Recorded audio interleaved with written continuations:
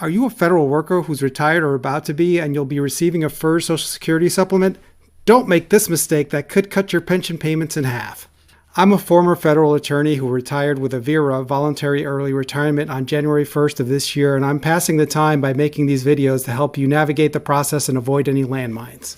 So many of you this year will be taking a VERA, Voluntary Early Retirement, and some of you, unfortunately, won't be taking the VERA and you'll be RIF'd, and you will be eligible for the DSR, the Discontinued Service Retirement, which gives you the same benefits as a VERA.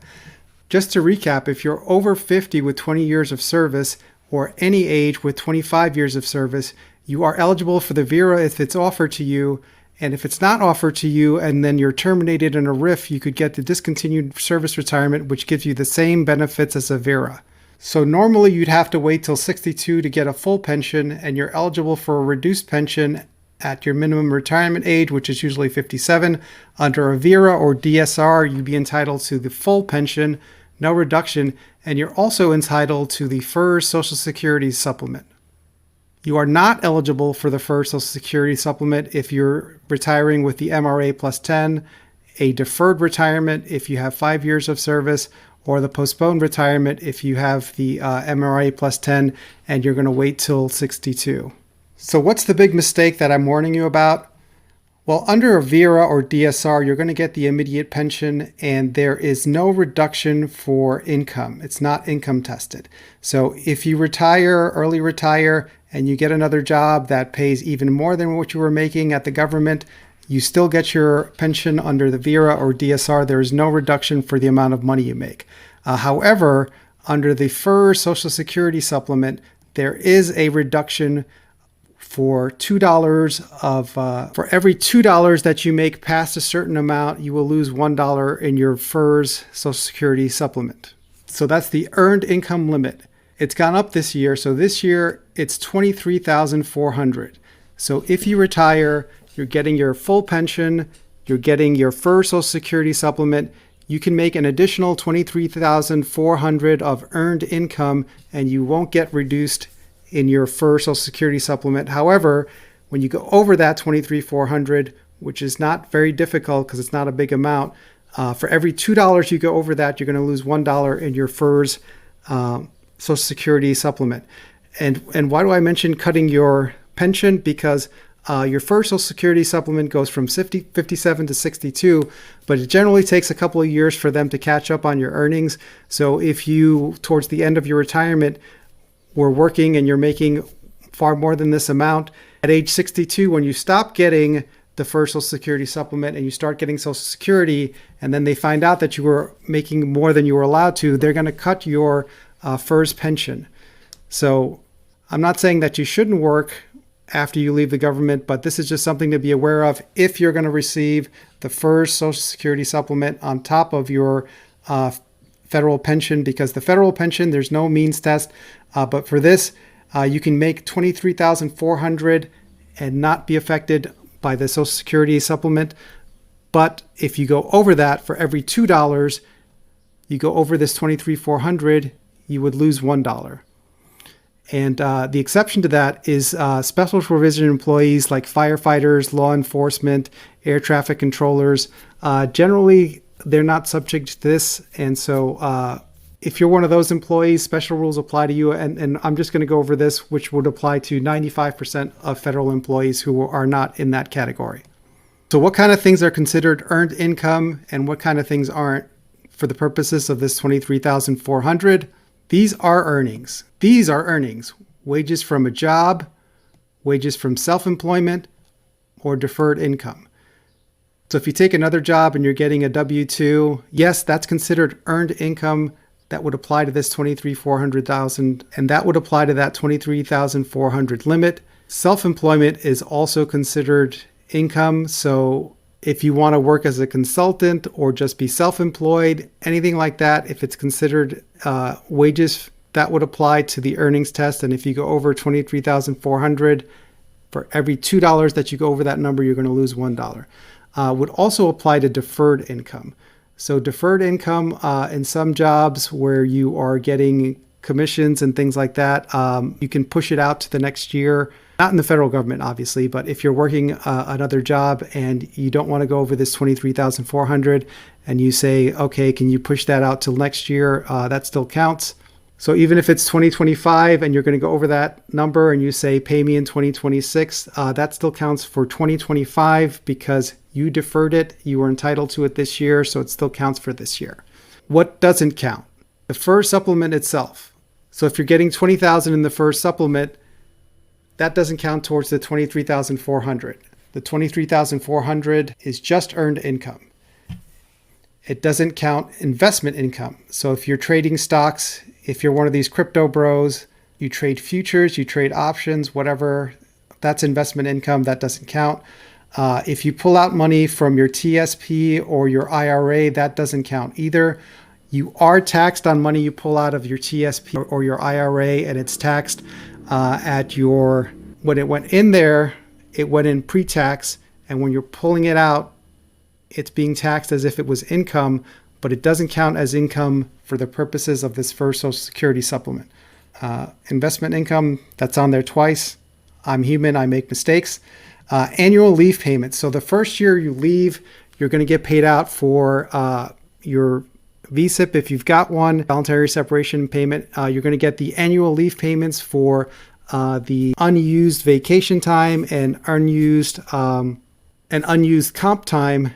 You will not get paid out for time off awards, but for your unused vacation and your unused comp time, you will get a check. And that does not count as earned income, even though it is from your job. It does not count as earned income for purposes of this FERS Social Security Supplement. Rental income from real estate. So if you want to launch your career post-government as a big real estate investor, go ahead.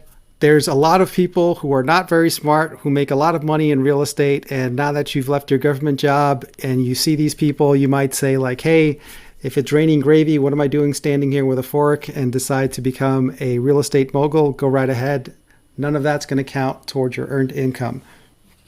So this is what it's going to look like. So let's assume that you started at the federal government at age 18.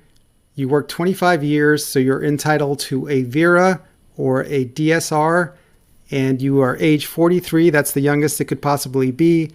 And you separate from the federal government. You get your pension immediately. Do you get your FERS Social Security Supplement? No, you do not. Hold on, Pete. I thought you said I did get it. You start getting it at your MRA, and then you keep getting it until age 62, but you don't start getting it until your MRA, and for most people, that is age 57. So that was a trick question. You get your pension here, but you don't get this until age 57, which is your usual MRA. For some people, it's 56, depending on when you're born, but for 95% of the people, it's 57. So from age 43 to 56, you will get your pension, but you will not get the FERS supplement.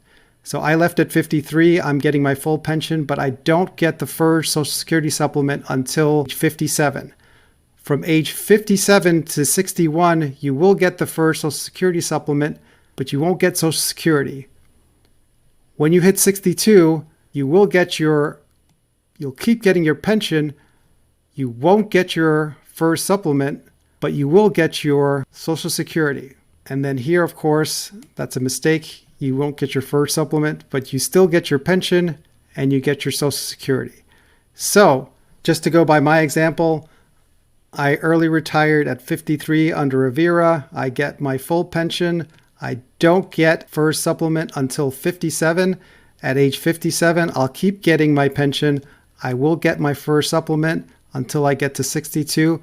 At 62, I won't get the FERS supplement anymore, but I will keep getting my pension and I'll start getting Social Security. And from the age you leave until 62, you don't get a COLA, but starting from age 62 on, you do get a COLA. So this number should go up and up and up every year with inflation, and that's your pension. So prior to age 62, you still get a pension, but you don't get a cost of living adjustment every year. And after 62, you will get a cost of living adjustment.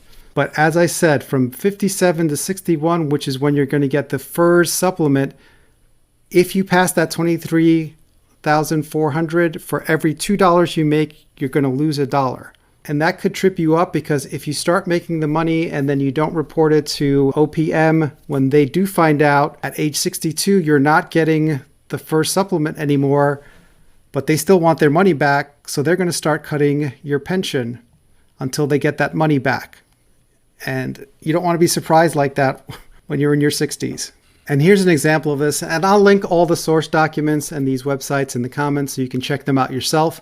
But once again, 23,400 is the limit.